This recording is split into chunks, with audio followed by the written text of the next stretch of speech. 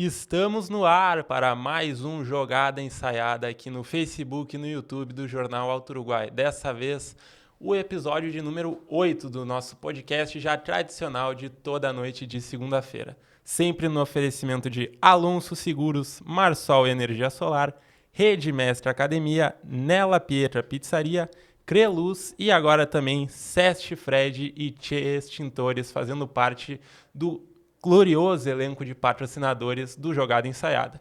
E hoje falaremos muito de futsal, falaremos na temporada do Guarani que se encerrou neste sábado, infelizmente, com o vice-campeonato da Copa dos Pampas. E para falar sobre isso, nada melhor do que ele, o professor, o mister, o treinador do Verdão aqui de Frederico Westphalen, Jerônimo Madruga Júnior, o Juninho Madruga. Muito bem-vindo ao Jogada Ensaiada.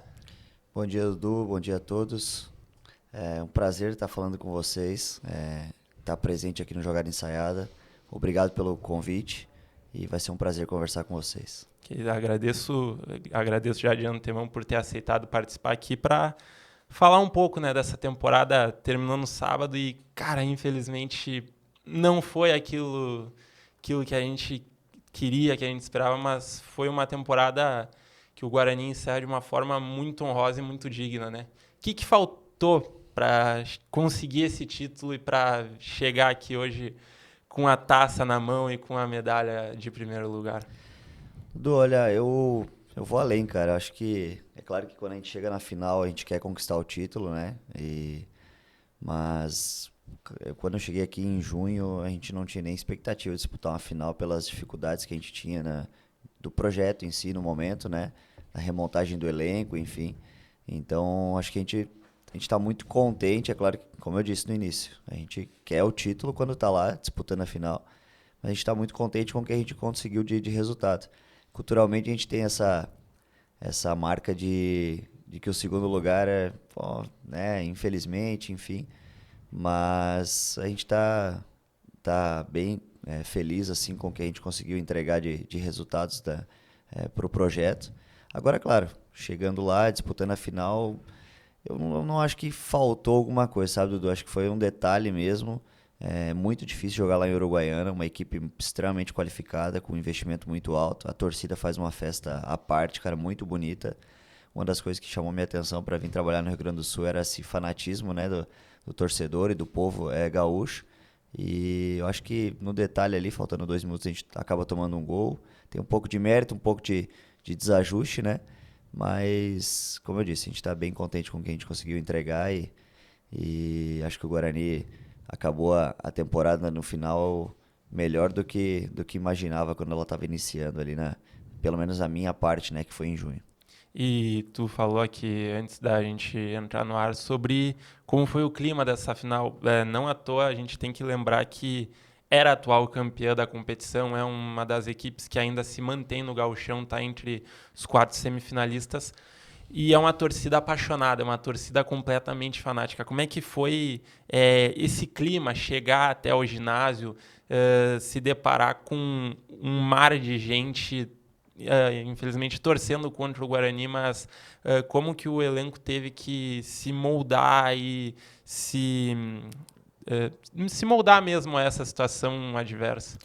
Então, nós temos jogadores bem experientes, né? Isso é muito importante pra gente, sentir um pouco menos, né? Essa pressão, mas é diferente, cara. Realmente, assim, a chegada, né? A gente chegou com o ônibus, tinha uma fila enorme para entrar no ginásio.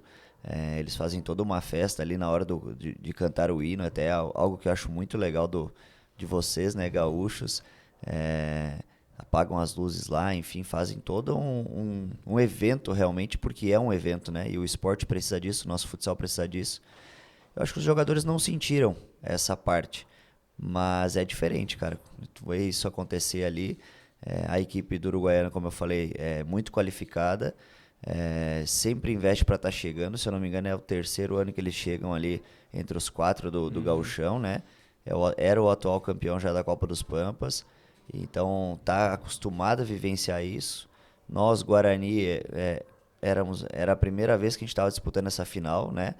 E eu acho que, como eu disse, a gente quer vencer, claro, mas você tá chegando sempre, tá sempre disputando a final, daqui a pouco você vai bater campeão, né? Agora chegar esporadicamente que é um pouco mais complexo. E então que o Guarani use isso como um nível de evolução para poder estar sempre ali competindo entre semifinalista e finalista, que daqui a pouco o time também cria uma casca nesse sentido para poder ser uma das equipes mais vitoriosas do estado. E agora, partindo do início, lá do teu início lá em Lages, tu me falou que é natural de Lages, de que forma que o futsal apareceu na tua vida, assim? Como que tu criou essa relação com o esporte? Então, vou começar bem do início mesmo. Na verdade, eu sou filho de ex-jogador profissional de futebol, né? Meu pai jogou mais de 20 anos profissionalmente. Aqui no Rio Grande do Sul ele jogou no antigo 15 de Campo Bom, 15 de novembro, né? Jogou no Gaúcho de Passo Fundo, se eu não me engano.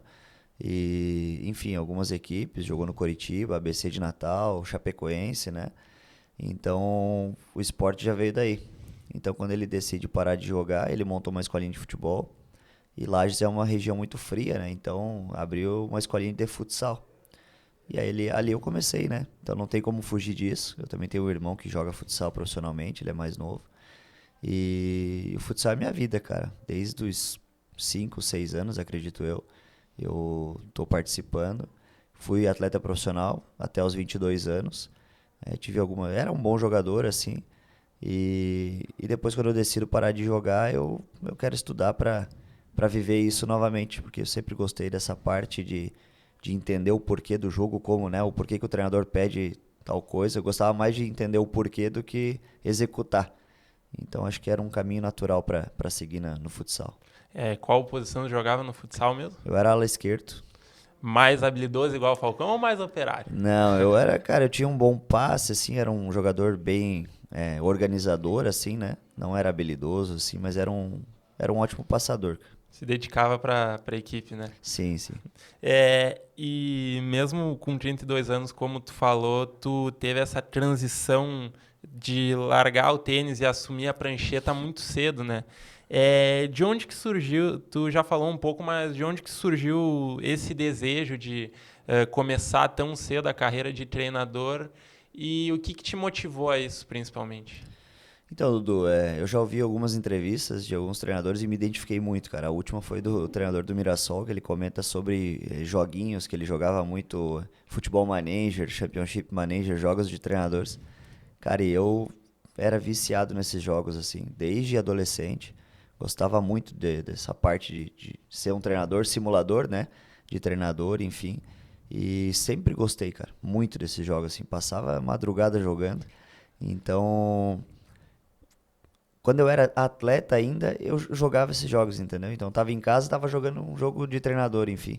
Cara, não sei te explicar, assim, o start. Mas é algo que chamou atenção desde sempre. Então, acompanhava programa esportivo o dia inteiro, né? Então, é uma coisa que eu sempre fui apaixonado, assim. E nem parece que eu fui atleta, cara, porque parece que eu nasci para ser treinador mesmo. É a parte que eu mais gosto de tudo. E por ser um treinador novo, assim, em questão de idade, em comparação também com outros treinadores que a gente tem hoje no mercado, já aconteceu de algum momento tu não ser tão valorizado e respeitado por algum atleta ou por algum outro membro do clube como tu deveria e de que forma que tu lidou com isso, se isso aconteceu? Aconteceu. Pergunta muito boa, Dudu. É importante falar sobre isso, cara. Tem um certo preconceito, tá? Mas não dos atletas, né? Eu senti isso de diretores em alguns momentos, né? Uma dúvida, um questionamento, assim. Tu também é um cara jovem, possivelmente tu já tenha passado por algo semelhante, mas eu acho que é algo que a gente tem que ultrapassar com conhecimento, mostrando conhecimento, tendo convicção das ideias e também não se curvando a tudo, entendeu? Então acho que eu me considero um cara de personalidade e entendedor do que eu faço. Então eu passei por esses questionamentos. E não foi uma vez só, não foram só duas, foram várias vezes. Mas eu acho que meu trabalho vai ficando em evidência, eu vou conseguindo mostrar. E isso vai confirmando a parte da minha qualidade e do pessoal deixar um pouco de lado a minha fisionomia, né? E a minha idade e me olhar mais como treinador. Por exemplo, aqui no Guarani, cara, eu nunca passei por isso. Então é um clube que eu gostei muito de trabalhar durante essa temporada, né, esse semestre, porque me viu, me enxergou mesmo como um treinador e me deu todo o respaldo. Com relação aos atletas, cara, né, eu não lembro de ter passado por isso. Então o atleta, ele tá ali no dia a dia, ele acompanha o trabalho, ele sabe da qualidade do conhecimento e a gente também tenta tratar o atleta da melhor forma possível, né, como um ser humano. E então é muito mais de quem está de longe, acompanha é de perto porque faz parte do projeto, mas de longe porque não está no dia a dia acompanhando. Mas isso é uma coisa que eu brigo, cara, vou brigar sempre pelo espaço, porque eu acho que tem muito treinador jovem que está vindo aí com muito potencial. Basta a diretoria, os diretores terem coragem de assumir essa responsabilidade e dar espaço para quem quer. É aquela velha máxima que todo mundo fala, quem tá dentro do vestiário mesmo, que conhece o ambiente, sabe quando tá dando certo, sabe quando não tá andando como se deveria, né, Juninho? Exato, Dudu. E assim, é fácil de saber, cara. É só perguntar para os jogadores mais experientes, né? Porque tem lideranças no elenco. Mas, cara, eu sempre tive total respaldo dos atletas. É obviamente que tu não agrada a todos, né? Mas a gente nem tá aqui para agradar a todos. Mas com relação ao conhecimento, eu tenho convicção que todos os grupos que eu trabalhei sabem da qualidade do trabalho.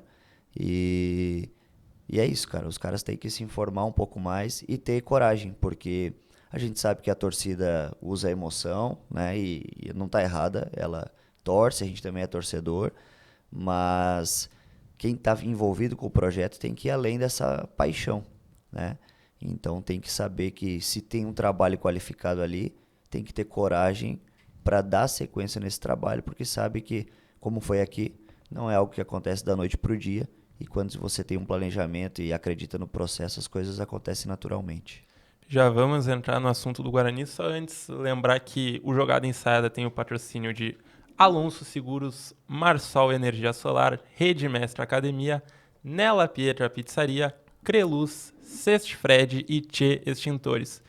Juninho, ainda falando um pouco do teu início, cara, lá em 2022 tu pôde conviver de perto com talvez o maior treinador da história do futsal brasileiro, que é o Fernando Ferretti. Inclusive, um abraço para toda a família. Infelizmente, perdemos ele no ano de 2023. Mas eu queria que tu falasse um pouco de como foi conviver com esse nome gigante do futsal e que tipo de aprendizado tu conseguiu ter ao lado dessa pessoa tão conhecida no esporte. Dudu, falar dele é algo que me emociona, assim, cara, porque vai além do treinador, né, do convívio que eu tive com ele de quadra, enfim. É, é muito bom falar dele, cara. É um cara que me ensinou muito. É claro que a primeira coisa que a gente vai pensar é que ele me ensinou muito de quadra, de tática, enfim, sim, me ensinou bastante coisa. Mas eu vi um cara ali, um ser humano fora de série, né, muito melhor do que como treinador. Para mim, ele é o maior treinador da história do futsal. E porque ali ele alinhava várias coisas que eu acredito e dentre elas a parte tática e a parte de gestão, né, que é fundamental. Um excelente gestor de grupo, um cara que tratava todo mundo super bem, desde o funcionário do ginásio até o presidente da mesma forma, né, com muita educação. O próprio atleta era uma cobrança com educação, né? A gente brincava que ele dava esporro no atleta com educação, então não tinha nem como o cara querer questionar. E e a gente criou uma amizade, cara, de um cara assim espetacular, de ir na casa dos meus pais para jantar, de convidar eu, meus pais, minha esposa, meu irmão para ir jantar na casa dele. Então, às vezes a gente estava em casa no final de semana com a família, a gente comentava, caramba, o Ferretti convidou a gente para jantar lá essa semana, né? Será que a gente tem noção disso, enfim? Porque ele é um cara, era um cara, gente como a gente, assim. Mas foi uma experiência riquíssima. Muito do que eu aplico no jogo hoje tem um dedo dele ali, principalmente parte de defesa, né? É muito voltado a isso. Eu dou mentoria para alguns treinadores assim, e isso também tem impacto total dele, porque ele chegou em Lages e ele fazia as mentorias e me colocou para trabalhar junto com ele nas mentorias. Infelizmente, cara, foi um cara que a gente perdeu muito cedo, assim. Eu senti muito a perda dele, porque em 2023 ele já não estava mais no Lages, Mas acabava o jogo, ele me mandava mensagem, vencemos hoje, né? Fulano foi bem no jogo, enfim. Então, assim, um cara que eu tenho um carinho enorme, cara, e que vivi intensamente o futsal, mas é um cara, assim, que eu cito em todos os lugares que eu passo, vou citar para sempre, porque eu acho que ele deixou um legado gigantesco e eu me vejo um abençoado, assim, cara, por Deus, por ter trabalhado. O último trabalho dele foi em Lages e é um cara que eu iria em qualquer lugar para trabalhar, para ver ele, para ficar perto dele, pelo menos uma semana ou um mês. E ele foi até a minha cidade, sabe? Então foi algo assim, acho que de Deus mesmo, e eu sou muito grato por ter convivido com ele. E fora de quadra, qual foi a principal lição que tu aprendeu com ele? Acho que respeitar a todos, o tratamento com as pessoas, assim, para mim foi algo assim surreal, cara. É difícil até de explicar. Um respeito gigantesco, um cara do tamanho dele que era simples, sabe? Que em nenhum momento eu vi ele. E ele poderia talvez ter feito isso, talvez, cara, mas tratava todo mundo de forma igual, assim, com um respeito enorme. Acho que esse foi o maior legado que ele me deixou fora de quadra. É o que muita gente fala, né? As pessoas grandes mesmo, elas são grandes até nas atitudes, né? Até na forma como tratar, seja um roupeiro, seja um cozinheiro, da mesma forma que trata um dirigente, um jogador. Então, com certeza, se explica essa grandiosidade dele no futsal e no esporte por conta disso, né, Juninho? Sem dúvida, eu acredito nisso, Dudu. Ele não é grande à toa, sabe? Ele não foi grande à toa.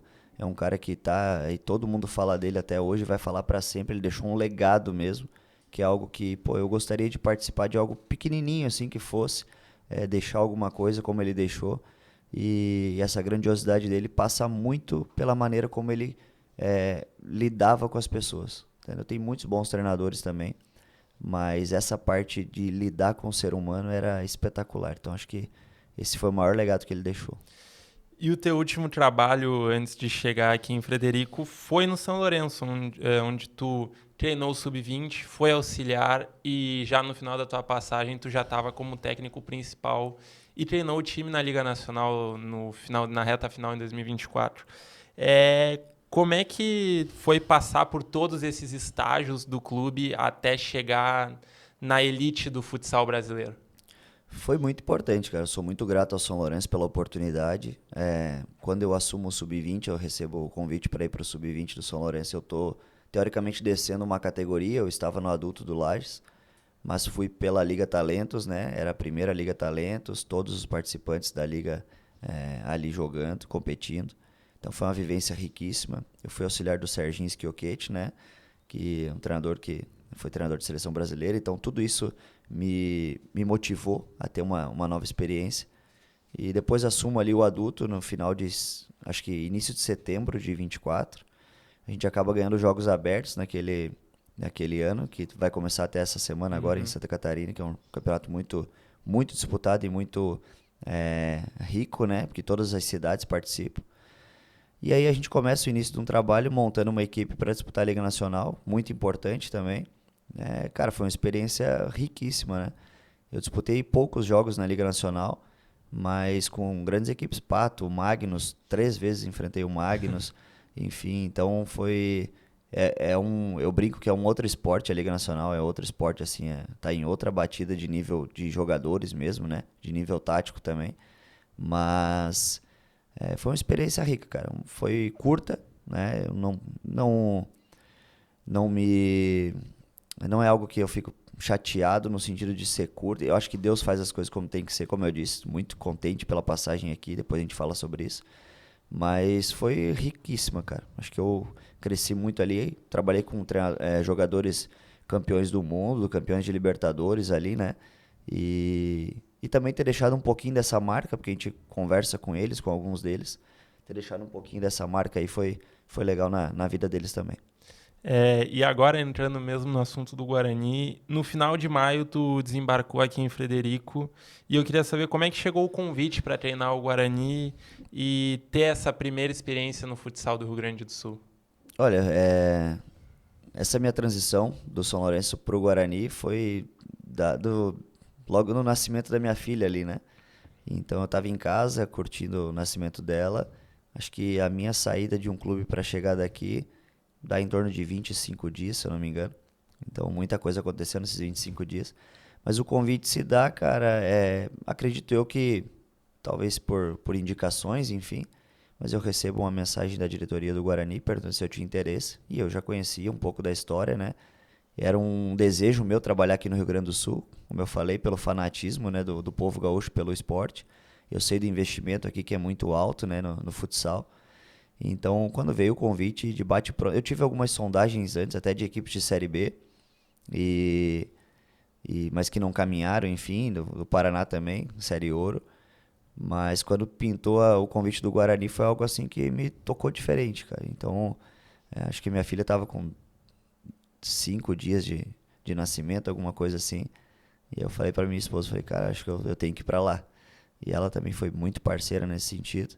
Então foi um convite rápido que aconteceu e um acerto muito rápido assim do convite. Acho que em torno de 2 ou 3 dias a gente já se acertou e combinou a vinda para cá. E qual que foi a principal diferença que tu notou? Tudo bem que tem a questão da proximidade, mas entre o futsal de Santa Catarina e o futsal aqui do Rio Grande do Sul, se é que tem alguma diferença? Tem diferença. Acho que a cultura do futsal gaúcho de força, de imposição física, né?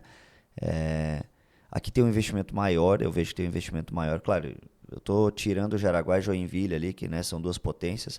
Como aqui também a gente poderia separar Atlântico e a CBF, que estão em outro momento, né? Mas as equipes menores do interior, aqui tem muito mais investimento. Então eu vejo uma competitividade muito maior aqui. A Série Ouro do Gauchão, eu equiparo a Série Ouro do Paranaense. São duas competições assim de alto nível. Acho que o Catarinense está um pouquinho abaixo, um degrau abaixo ainda, em termos de investimento, principalmente nessas equipes do interior. Então eu vejo assim, de jogo, quadras menores ainda, né? Eu acho isso ruim, tá? Mas é uma opinião minha. Acho que a quadra 40x20 deveria ser o oficial, principalmente na série, pelo menos na série Ouro da Liga Gaúcha. Mas a força física, bons treinadores, encontrei muitos bons treinadores aqui, nível tático assim muito exigente. Então, mas se eu tivesse que aliar alguma coisa, eu ia falar da imposição física, que também é característico do futsal gaúcho, Sim. do futebol gaúcho também, né? E no teu primeiro jogo foi um empate em 2-2 com o Cerca.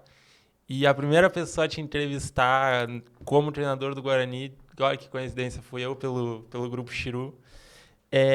E naquele dia, tu mesmo falou que na situação, obviamente, a equipe precisava de mais transpiração do que propriamente organização. Com o tempo, essa organização chegou e a transpiração do time continuou andando em conjunto. Qual que foi a principal dificuldade, o quão difícil foi para tu conseguir essa organização do time, levando em conta que praticamente toda semana tinha chegada, a saída de um novo atleta e ter uma competição para disputar no meio onde o Guarani ainda não estava muito bem? Acho que tu já deu a resposta aí, Dudu. A saída e a chegada de atletas foi a maior dificuldade. Como que tu vai ter uma organização se você não tem uma sequência, né, de trabalho? Então, eu trabalhava contigo, por exemplo, 2 semanas, aí quando chegava o jogador A para começar a trabalhar contigo, você saía. Aí tinha que trazer outro. Aí saía outro. Então essa foi a maior dificuldade, o tempo, né, cara? E aí eu cheguei na segunda-feira, nós já tínhamos jogado uma rodada e então, tu chega na segunda, vai colocar um trabalho em andamento com a competição em andamento. Então foi muito difícil, foi um trabalho assim bem árduo que levou um tempo para engrenar, né? Mas eu acho que levaria um tempo menor se a gente tivesse esse grupo montado desde o início. Então eu imaginava assim que a gente teria um pouco de dificuldade nas 3 primeiras rodadas e depois a coisa ia começar a caminhar. Se a gente for fazer um comparativo do elenco da estreia contra o Cerca, pro elenco que acabou agora a Copa dos Pampas, totalmente diferente. Devem ter uns 3, 4 nomes só, né? Então, não, fica impossível, né? Se a gente pegar a estreia na Copa dos Pampas contra o Marau e comparar com o jogo final, também vai ter ali 4 ou 5 jogadores. Então, assim, essa foi a maior dificuldade que a gente teve. E então, como eu estava falando, que eu imaginava que ia levar 3 ou 4 rodadas, acabou levando 10, 11 rodadas. Porque nessas 10 rodadas a gente não teve um elenco, a gente teve mudanças, remontagens. Mas graças a Deus a gente conseguiu trazer jogadores com bom entendimento tático. Eu também tenho a consciência de que não é uma defesa simples o que a gente aplica, é algo que tem que ser pensado e trabalhado diariamente, não é uma defesa individual, assim, para ficar mais claro para o pessoal, cada um acompanha o seu.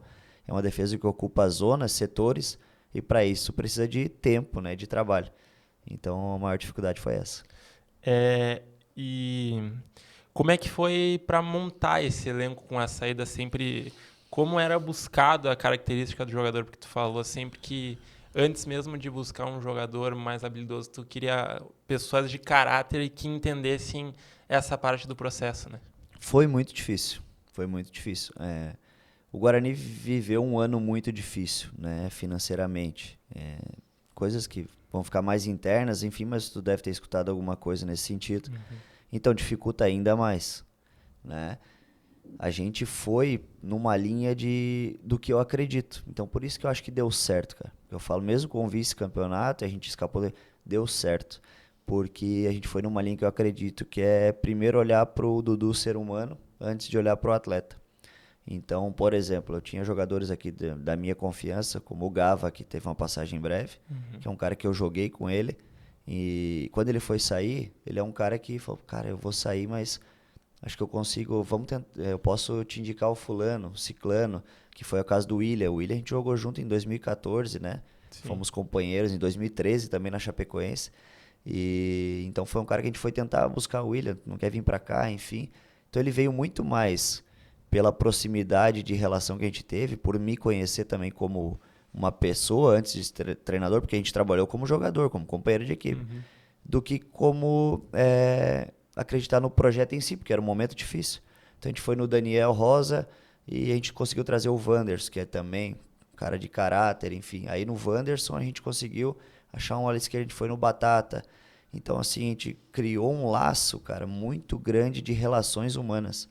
Então foi muito além da característica técnica ali. A gente buscou primeiro pessoas que iam vir, iam entender a dificuldade do clube naquele momento e iam abraçar a causa. Então foi nesse formato que a gente foi buscando contratações.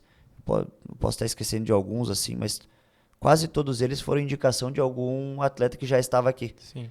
Primeiro eu falava, tá, como é que o cara é no dia a dia? Ele gosta de treinar, ele gosta de trabalhar, porque eu gosto muito do cara que treina, cara.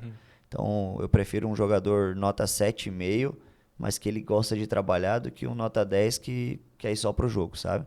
Porque isso, pra mim, tem a ver com o caráter, com o perfil do cara ser profissional. Então, a gente foi nessa linha de trazer jogadores que já tinham trabalhado com companheiros ali, mas que tinham uma linha de caráter e uma linha de trabalho que a gente queria aplicar e colocar em andamento aqui no Guarani. Como caráter e de pessoas mesmo, foi o melhor grupo que tu trabalhou até hoje? Cara, é difícil, Dudu. Difícil porque eu tive grandes grupos, cara.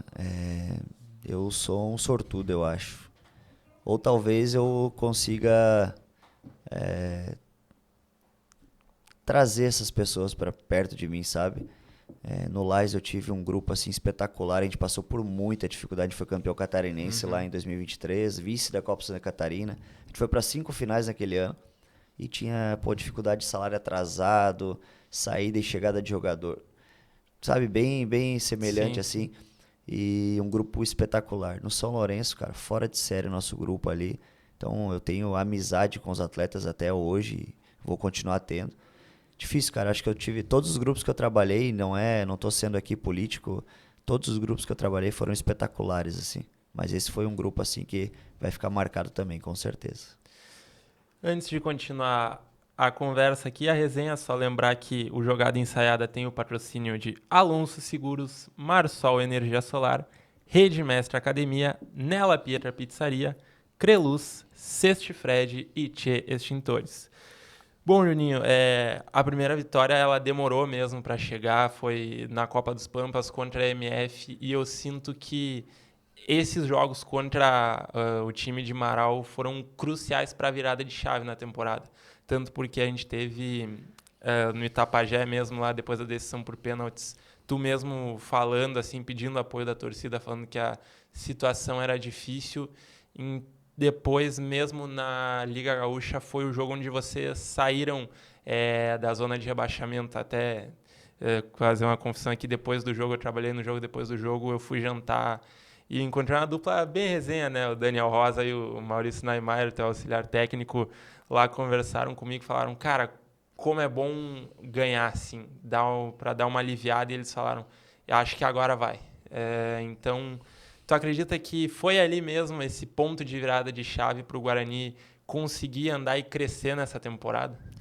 Pode ser que tenha sido ali. A gente já vinha fazendo bons jogos, né, Dudu? Você acompanhou, própria estreia, mesmo com as dificuldades, a gente perdia jogos ou empatava jogos jogando bem, cara. Então a gente precisava vencer. E aquela vitória lá em Marau pela Copa dos Pampas foi muito importante. A gente venceu fora de casa, era uma outra competição também. Não que a gente pense, vamos nos comportar de outra forma em outra competição, mas não sei, cara, é algo que é diferente mesmo, o sentimento é diferente ali. Então a gente vence fora de casa, um jogo naquele momento improvável, né? Porque a equipe de Marau para mim é uma ótima equipe.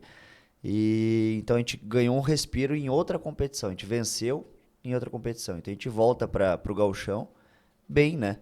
E aí quando a gente vai fazer os 2 jogos em casa ali na sequência com o Marau, essa classificação ali dramática nos pênaltis e a vitória depois, uma vitória convincente, se eu não me engano, um 5-2, né? 5-2. E jogando bem, né? Competindo bem. E acho sim que pode ter sido a virada de chave. Mas destaco outra vitória também, que foi contra a Fux, fora de casa. Eu e o Diego, a gente tava lá fazendo reportagem. Vocês têm que estar em todos, cara. E então aquele jogo contra a Fux também um ar dramático também, porque a Fux se vence ali abriria pontos da gente, né? E a gente foi buscar uma vitória num clássico, que eu aprendi aqui que é um clássico forte aqui da região. Sim. E então ali também eu destaco como um ponto também importante nessa virada aí. E já na fase final do Gauchão, infelizmente, na classificação ali, vocês acabaram tendo que enfrentar na semifinal uma das melhores equipes do Brasil, que foi o Atlântico. E mesmo tendo 2 enfrentamentos muito dignos, se a gente pegar a qualidade de ambos, tu já falou um pouco da questão da Liga Nacional, mas a diferença era muito grande. É muito grande. Para mim a diferença é muito grande, tá? A gente poderia até ficar falando, não, mas ali são 5 contra 5, enfim. Mas vamos além, né? Não vamos ficar trazendo só o que todo mundo fala. Para mim é muito grande a diferença, tá? Muito grande a diferença no sentido de o poder de decisão dos jogadores, a parte física, tá? Por exemplo, nós temos um grupo aqui muito qualificado, mas nós estamos falando de jogadores a nível de seleção brasileira lá, né? E um investimento altíssimo, a parte física deles na ponta dos cascos. Então a gente pega os 2 jogos, se a gente for tentar fragmentá-los, nós vencemos os 2 primeiros tempos, aqui no Itapajé e lá em Erechim. A gente está vencendo os 2 jogos até os 10 minutos do segundo tempo. Então são coisas que decidem. Não posso colocar só na parte física, mas ela é um fator crucial nesse momento. E esse poder de decisão de uma equipe que está acostumada a competir em jogos grandes. Então, como eu estava falando no início, o Guarani é a primeira vez que foi para a final da Copa dos Pampas. Cara, se for de novo ano que vem, daqui 2 anos de novo, uma hora vai vencer e vai estar calejado para tomar um gol, talvez faltando 2 minutos. E como que lida com essa situação? Sim. Então o Atlântico está atrás do placar, tá tranquilo, tá acostumado. Eu até brinco com meu pai depois, no final de semana eu fui para casa e a gente assistiu o Atlântico e Magnus. E o Magnus sai vencendo por 2-0 na final da Copa do Brasil. E nós também lá em Erechim, 2-0. E aí eu comentei com o pai, olha só, o Magnus fez a mesma situação. Então, talvez os caras estão calejados, não que a gente, não tô querendo ser, né? Não que nós preparamos o Atlântico, mas assim, eles tinham acabado de vivenciar uma situação dessa. Tanto que em menos de 1 minuto eles empatam a partida. Exatamente. Então, assim, uma equipe que está acostumada com esse momento pesado, né? Porque é um momento que define. Então, a diferença é grande, cara, com certeza. Para mim, eles não são imbatíveis, no sentido de a gente poderia ter vencido um jogo ou outro, mas são 2 equipes, Atlântico e a CBF, que estão em outro momento de projeto, né? Eu acho que as equipes do interior têm que se espelhar nelas, ver o que elas fazem de bom e copiar. Acho que copiar quem faz bem feito não é demérito nenhum, acho que é até uma sabedoria grande. Com certeza.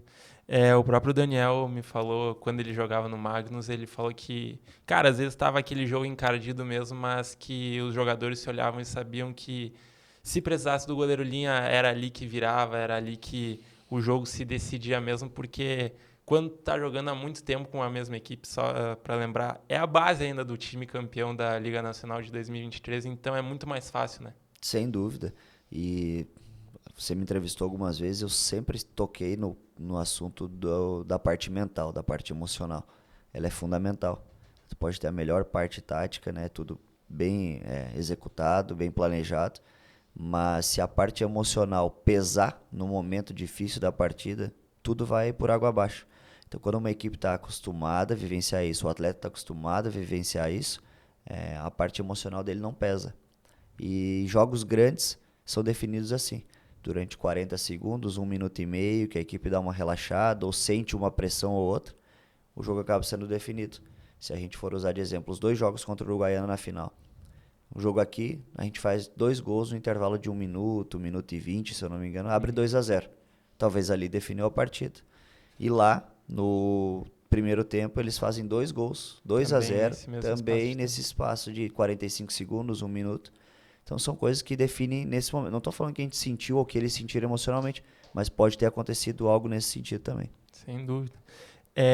E chegando, chegando nessa questão da parte mental, teve uma coisa que a gente lá no ginásio, no primeiro jogo, a gente escutou muito que os jogadores falavam, e tu mesmo falava, para cumprir o combinado.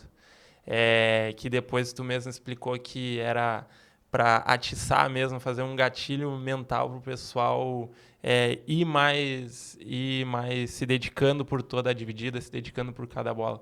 Como é que foi preparar essa equipe para chegar muito forte nessa disputa da Copa dos Pampas? Cara, o cumprir o combinado é uma frase que ficou até internamente, assim, a gente fala muito isso, né? E acabou saindo ali num pedido de tempo, em algumas entrevistas. Porque eu acredito nisso, Dudu. A gente combina algo, a gente precisa executar. Dando certo ou errado, foi combinado e a gente precisa fazer. Então, desde o treinamento, cara, a gente sempre fez isso. Então, a gente combinou de fazer trabalhos curtos, treinos menores, né? Treinos em torno de 1h10, 1h15, que é o que eu acredito que o atleta consegue performar bem. Só que o combinado é que ele esteja concentrado o tempo todo e dê o seu melhor durante essa 1h10, 1h15.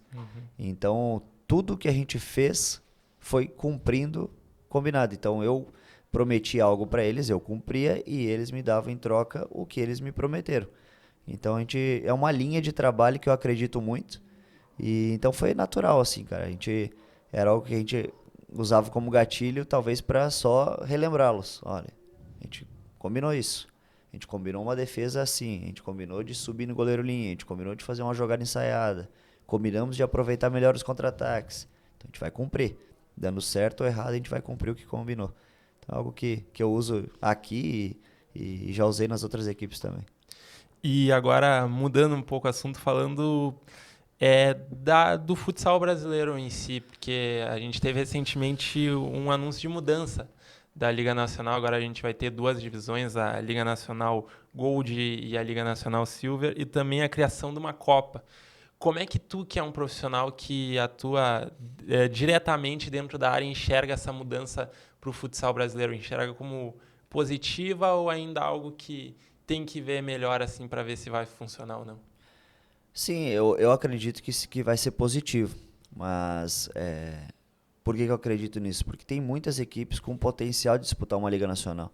E como ela é franqueada, já estava ficando muito inchado. Já essa última que eu disputei esse ano, tinham 24 equipes, se eu não me engano. Então acaba ficando muito inchada a competição, né? Tu faz um turno só, são 23 rodadas, o calendário fica apertadíssimo. Aí tu aperta com estadual, com copas, enfim, fica muito grande. E o nível também cai um pouco, né? Tu vai pegar equipes como Magnus e Atlântico e outras equipes que estão iniciando, o nível fica uma discrepância maior. Então, as equipes querem montar elencos, né, projetos para vencer, para disputar finais, enfim. Então acho que a Liga Gold e Silver vai dar um equilíbrio maior no nivelamento técnico, né? Obviamente a Silver vai estar um pouquinho abaixo, mas aí as equipes que competirem bem e subirem vão poder disputar no alto escalão e vão ver que o investimento tem que ser maior. Claro. Eu acho muito interessante. Como profissional também é muito bom, porque abre mercado de trabalho, né? Tem mais oportunidade para comissão técnica, para jogadores, para vários patrocinadores também, né? Aparecer. Eu acho que vai ser muito interessante, Dudu. Mas espero que o pessoal também consiga organizar bem, porque o nosso Brasil é muito grande, né? E a gente sabe que os custos são bem, bem grandes quando você tem que viajar, por exemplo, aqui do Rio Grande do Sul para o norte do país. Sim. Então a gente também tem que ter um aporte legal aí da estrutura da Liga Nacional para que isso possa acontecer de forma equilibrada, né, para os projetos e de forma também que seja interessante para a própria Liga Nacional. Que já era para ter acontecido essa Liga B, acabou sendo adiada. Acho que isso ficou ruim assim para a Liga um pouco. E agora eu espero que ela aconteça de verdade. E o Falcão, quando esteve aqui quarta-feira no Amistoso, ele foi perguntado sobre a questão da divulgação e da expansão mesmo do futebol brasileiro, que acabou tendo uma queda depois da aposentadoria dele, do Lenídio, do Schumacher, do Vander Carioca. E ele atribuiu essa falta de ídolos recentes a uma diminuição no consumo do futsal, tanto na TV aberta, no próprio Sport TV, que acabou deixando de transmitir. Concorda com essa opinião e o que tu consegue adicionar mais? E o que o futsal precisa para ter essa maior expansão de novo?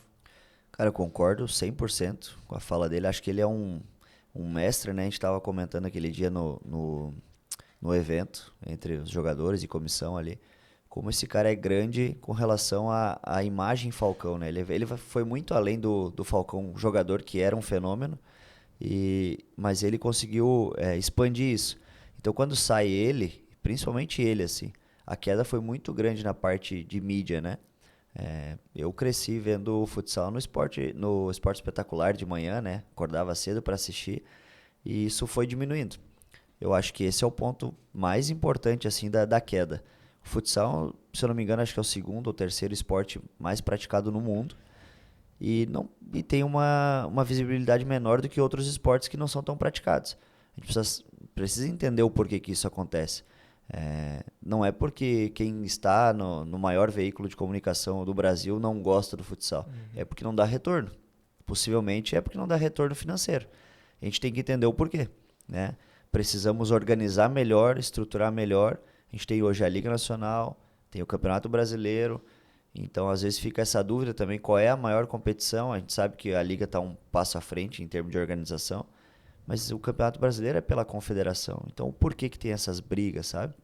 Acho que, primeiro de tudo, a gente deveria olhar um pouco mais pro futsal e menos para o meu lado, sabe? Eu puxar a sardinha pro meu lado e você pro seu, e mais pro futsal.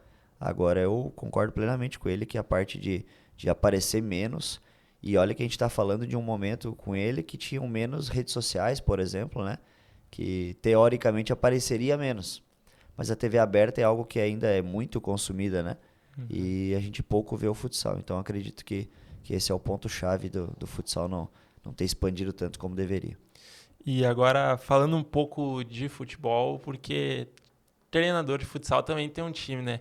Tu é de Lages, mas qual que é o time que tu torce, Júnior? Que momento aí pra falar do meu time, cara. Se tu me chama aqui umas 3 semanas atrás, eu ia estar rindo à toa, mas eu sou vascaíno, cara.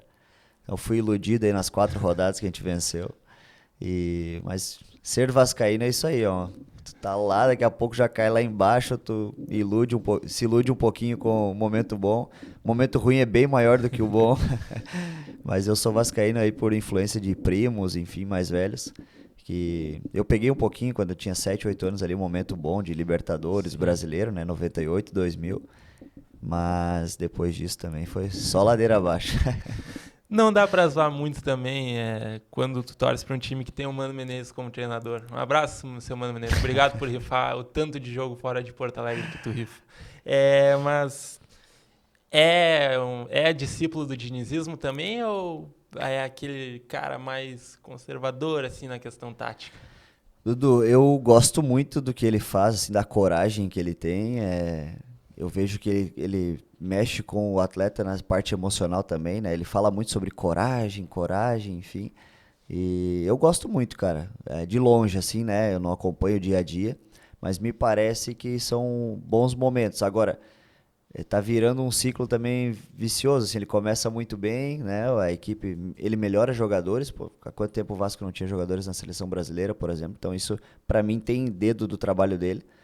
Mas também chega no momento que começa a cair e aí parece que aí todo mundo já começa a falar sobre ambiente, será que o ambiente é bom, enfim. Eu gosto da parte tática, vamos falar de parte tática assim, eu gosto da coragem que ele tem. Uhum. Eu sou um cara que gosto muito de um jogo propositivo, de ter a bola, de se defender com a bola. É, a gente foi um pouquinho ao contrário aqui no Guarani em alguns momentos Pela situação. pela situação, pelo que dava para fazer. Mas eu gosto dessa coragem que ele coloca pro atleta tentar executar algumas coisas. É o que eu acredito também. Se for falar se eu sou fã ou não, eu sou muito fã dele.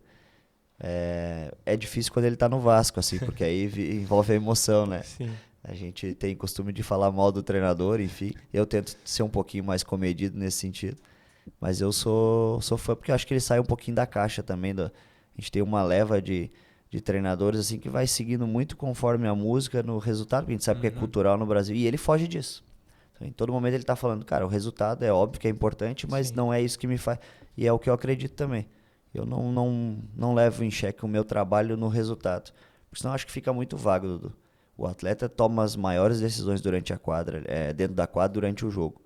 E o que eu posso fazer é acreditar no processo, no trabalho. É o que eu acredito, é o que ele acredita. Eu sou fã aí do dinizismo. Tá confiante pra Copa do Brasil ou ainda com o pé atrás Ah, agora? eu sou vascaíno, eu duvido de tudo, cara. O vascaíno, ele é mais negativo do que positivo. Só de estar na semi eu já tô contente. Eu quero escapar do rebaixamento, cara, pra tu ver como a gente é Não, mas negativo. vai escapar, vai escapar. Tomara a Deus que outros times aí do Rio Grande do Sul acabem caindo. Mas eu torço mais Hum. pros outros times não se darem bem do que o Vasco somar um ponto, que falam que falta um ponto aí, mas se faltasse umas 10 rodadas eu acreditava nesse um ponto aí, mas só 3, cara. É difícil. E para finalizar essa primeira leva de perguntas, depois a gente tem 2 quadros para fazer aqui contigo. E o futuro? Como é que vai ser o 2026 do Juninho Madruga? Só Deus sabe, Dudu. A gente tá indefinido ainda, né? Não temos nada. Eu tive algumas sondagens, até um próprio interesse do Guarani em permanecer. A gente começou umas conversas assim, mas muito ainda superficiais, né? Cara, o que é certo é que eu vou continuar trabalhando no futsal, porque é o que eu amo fazer. Outro ponto é que a minha família vai estar junto comigo, não abro mão disso, né? Uhum. Mas o futuro está indefinido, cara. Eu estou aberto aí a receber algumas propostas, enfim, estudá-las, né? E, e como eu disse, o futsal é minha vida e eu quero definir o mais rápido possível. E no oferecimento de Marsol Energia Solar, Alonso Seguros, Rede Mestre Academia, Nela Pietra Pizzaria, Creluz, Seste Fred e Tchê Extintores, agora a gente vai já partindo para a parte final aqui do nosso Jogada Ensaiada. A gente está falando hoje com o Juninho Madruga, técnico do Guarani. Juninho, agora um quadro que a gente está estreando hoje aqui, que é o Marcação Pressão. A gente tem aqui perguntas rápidas para tu também fazer respostas rápidas e curtas. Vamos lá então, começar aqui. Primeiro, melhor time que tu treinou. Caramba, cara. Ah, acho que o Lages Futsal ali em 2023 foi a melhor equipe. Melhor jogador que tu treinou. William Peru, Um ídolo no futsal. Fernando Ferretti, Um ídolo no futebol. Carlo Ancelotti, Uma referência. Fernando Ferretti. Adversário mais difícil que tu teve que enfrentar. Equipe, jogador? Equipe. Equipe. Magnus. E já que tu fez a pergunta, jogador mais difícil que tu teve que enfrentar. Cara. Pô, acho que O Leandro Lima é diferente. Ginásio mais difícil que tu teve que encarar? O ginásio antigo do Pato, futsal ali, acho que Dorival Lavarda, né? Uhum. Ali é difícil. Maior jogo da carreira? Maior jogo da carreira. Caramba. Difíceis perguntas, hein, Dudu? Cara, É na pressão. Na pressão. Cara, acho que a final do Catarinense em 2023 em Cunhaporã, fora de casa. Um sonho? Um sonho. Deixar um legado no futsal. Maior time de futsal do Brasil?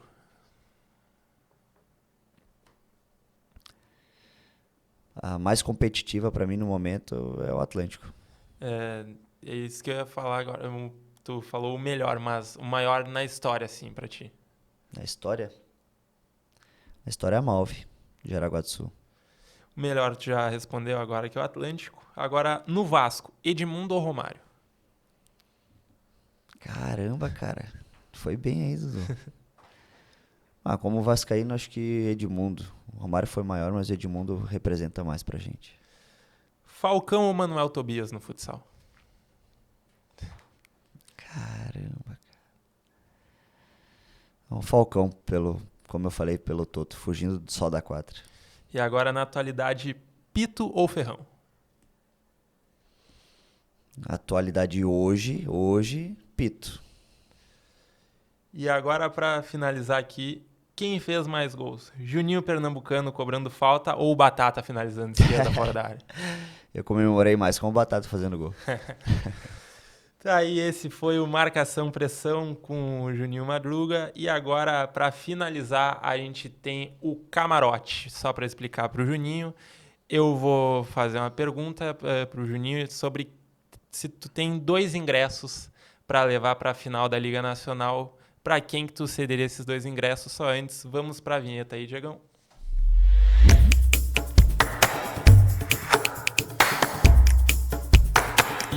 Num oferecimento de Alonso Seguros, Marsol Energia Solar, Rede Mestre Academia, Nela Pietra Pizzaria, Creluz, Sextifred e Tchê Extintores. Juninho, como eu já expliquei, o camarote, tu tem 2 ingressos para a final da Liga Nacional de Futsal. Quem que tu levaria para assistir contigo essa partida? Um é meu e outro é pra outra pessoa, é isso? Isso. Qualquer pessoa em relação que tu já tenha convivido. Acho que tá meio clara a resposta, né? Eu levaria o professor Fernando Ferretti se eu pudesse, né? Cara, esse cara marcou a minha vida, assim.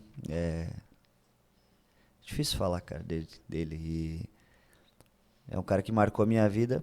Então, se eu pudesse, levaria ele, assim. Porque eu acho que ele tá acompanhando e tá cuidando dos meus passos, tá me guiando lá de cima. Então, se eu pudesse, eu levaria ele, com certeza. Juninho, a gente agora tá chegando na parte final, encerrando, mas, cara, primeiro eu queria agradecer por ter aceitado o convite para participar aqui do Jogada Ensaiada, e agradecer pelo ano, assim, porque não é só tu que tá ainda no início da tua carreira, é um cara muito jovem, mas falando por minha parte também, porque eu também tô iniciando a carreira e tive a oportunidade de conversar contigo algumas vezes dentro da quadra, trocar ideia, e tu sempre foi um cara muito solícito. Espero realmente que em 2026 tu volte aqui, que eu volte a falar contigo no Itapajé, acompanhando os jogos do Guarani. Mas se isso não acontecer, cara, eu te desejo todo o sucesso do mundo. E no futuro, se tu tiver já numa Liga Nacional, espero também trabalhar e poder voltar a conversar contigo numa competição maior, porque realmente tu é um cara que merece e faz um trabalho muito bom, é uma pessoa educada, super centrada e que merece todo o sucesso na carreira, cara. Dudu, obrigado, cara, pelas palavras, pelo convite. Eu acho que tu também se identifica comigo quando vê um cara jovem trabalhando ali, sempre com perguntas muito inteligentes. Sempre foi muito bom conversar contigo, né? O papo aqui foi muito legal, deu pra ver que você se preparou muito bem, né? Então, eu sou muito fã de pessoas que se dedicam ao trabalho, né? Fazem do seu trabalho muito além do dinheiro, né? Do salário, que é muito importante, mas ele é a consequência, eu acredito que ele seja a consequência do nosso trabalho. E então, assim, também sou muito fã do teu trabalho aí. Foi um prazer conviver com você, né, com outros profissionais aqui de Frederico. Cara, já deixar um recado, eu adorei a cidade, cara, foi muito legal estar aqui, minha família adorou a cidade. Eu sou muito grato ao Guarani pela oportunidade. Foi um clube que eu me identifiquei, assim, abracei a causa e comprei a briga do momento difícil, assim, porque eu queria fazer o negócio melhorar. E porque isso tem a ver com o legado que eu falo também, né? Passar pelos clubes e deixá-los melhores do que quando a gente chegou. E então é algo assim que vai ficar marcado para mim. Independente, claro, como eu falei, a gente ainda está indefinido, pode ser que retorne, pode ser que não, mas eu quero que as pessoas lembrem de mim, e aí vem da educação dos meus pais, né, da minha família, da minha esposa, enfim, a gente sempre fala sobre deixar um legado nos locais, não como o profissional, como o professor Ferretti me mostrou, cara. Eu quero que as pessoas me vejam não só como um bom treinador, o cara era muito bom de quadra, eu quero que me vejam como tu falou, cara, educado, que tratou bem as pessoas, que recebia bem as pessoas que estavam ali no nosso entorno.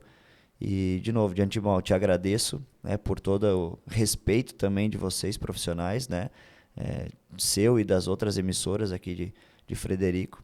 Então, cara, fui muito feliz nesses 6 meses aqui e espero que Deus encaminhe, se for para permanecer ou não, para um lugar bom e para vocês também, cara. Desejo muito sucesso ao programa Jogada Ensaiada, que seja algo assim que estoure mesmo na mídia, porque você merece e o pessoal todo do Alto Uruguai merece.